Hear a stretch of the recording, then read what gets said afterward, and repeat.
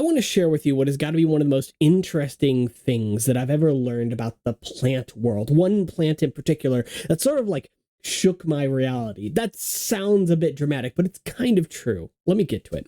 I've been interested in plants for a very long time now, but one that's sort of taken up a lot of space in my brain here is a plant known as Boquila Trifoliolata, and it's a plant native to southern South America, Chile, Argentina, areas around there. And it's quite a lovely plant to learn about. It's also known as the chameleon vine, which sort of hints at what this video is about. What I find fascinating about this is that this is a plant that mimics other plants. That's not wholly unique in the plant world, but what this plant does differently than most, if not every other, is that it does so through each individual specimen. Many plants out there that sort of mimic or look like other plants do so from like an evolutionary standpoint, right? They've had hundreds of thousands, if not millions of years to sort of evolve and coexist with other plants to grow similar shapes for whatever reason, right? But what's really fascinating about this vine in particular is that the plant itself mimics other plants in its lifetime. And what's even crazier about that, okay, let me show you this real quick. If you were to go out of your way right now and buy a Boquila Trifoliolata, I'm never going to say that right again.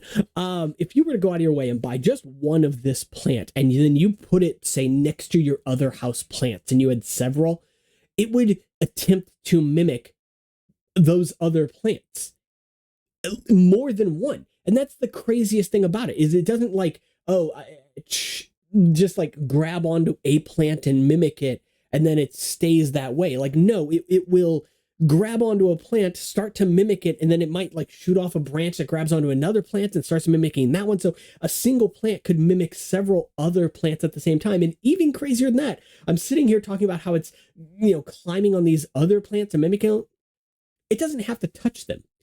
It can do this without touching the other plants, which begs the question, like, can it see?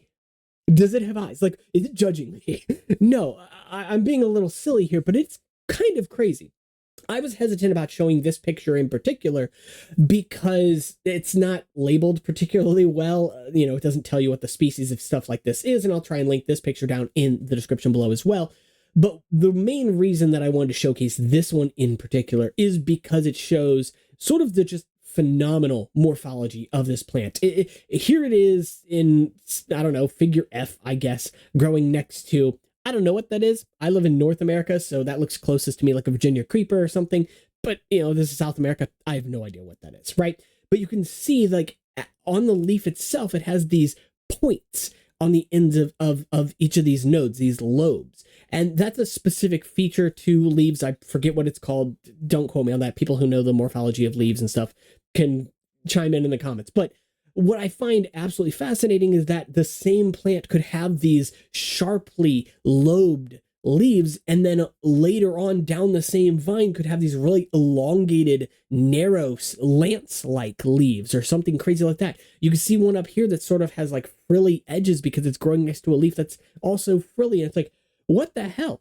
And the craziest thing about it, from what I've heard from the research I've done, is that this plant can like adjust all kinds of features of its leaves, the length of its leaves, how narrow its leaves are, the lobes and stuff like that, even like how far apart to some degree the leaves are, or how far they are from the stem. Again, there are scientific names for all this stuff. I'll also plug a SciShow video in the comments or in the description here as well, because they did a fantastic video on it too.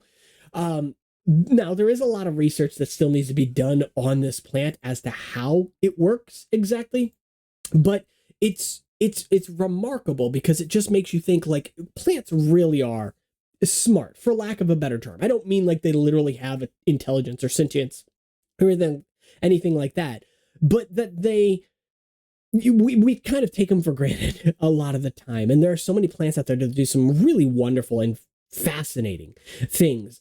Another really fascinating feature about it is that, when I hear that it can mimic other plants, my brain jumps to how it can do that. And so it thinks, okay, is it, like transferring information? Because I am aware of like horizontal gene transfer and stuff like that. I am aware that like microbes could potentially be like, but what's even more fascinating is that it won't just mimic living plants, but it can mimic fake plants too.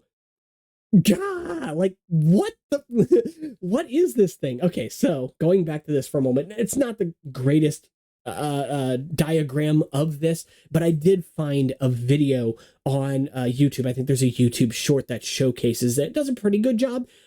Ideally, if you were to grow this yourself, you would want to compare leaves of like a similar age on the same plant or similar plants, similar height from the ground, similar light conditions, so on and so forth. And then, sort of run controls from there, because obviously the further away from the ground it gets, you're going to have changes based on how old the leaves are. But ignoring all that for a moment, assuming that this was controlled for properly, which I don't know, this is still really incredible that you could have a plant entirely fake. It's not real at all. It's not transferring any genetic information. It has no genetic information. It's not transferring any sort of bacterial information. It's not transferring chemicals of any kind. So what is the Boquila picking up on? What is it? And what was crazy too is that there was a study that was done that actually suggested that with a shelf between the mother plant or the plant itself, and then the vine that is able to climb on the artificial plant, that the portion of the plant below the shelf where its line of sight, I guess you'd say, was blocked, did not mimic the artificial plant. But when the line of sight was completed, that's when it started mimicking the artificial plant. So again, it just makes you think, like, is this a thing? Now, we know that there are plants with like photoreceptors and things like that. Obviously, plants photosynthesize anyway. So like, it makes sense that they would take advantage of other things too. Not to say all plants have photoreceptors. I don't know if that's the case. But I do know of some like succulents that have some really interesting... Anyway, it's a crazy wild world, and I could go on this for a while. Point being that this has got to be a truly remarkable plant in the plant kingdom, right? People out there that go out of their way to collect like really fancy plants with like really cool leaves or whatever, like this, you would think would be one that's on people's list, right? It's not the world's most interesting plant, at least from an aesthetic standpoint. It's fairly small in a lot of ways. It's a vine, it climbs, but the leaves are fairly small in general. The flowers are diminutive. That's not, what I'm trying to say. Point being, it's fascinating to me, and I hope that we continue to study this plant and learn what it has to teach us about the plant world, about our world, because it's a really incredible place to grow up in. It's a really incredible place to exist. And yeah, who knows what this plant knows. Anyway, so that's it for this one. If you enjoyed the video, be sure to subscribe and like. That really helps the channel out a lot. Of course, you can support the channel over on Patreon if you like content more like this. That's the only way that I know that this is stuff you like. On top of that, you don't have to do anything else, but Discord, Instagram, all that stuff's down in the description below. You can check it out if you want to. And let me know your thoughts as for what your favorite or most interesting plant is. I don't know what my favorite is yet, but this has to be on my list of most interesting at the very least. Anyway, I'll see you next time. Take care.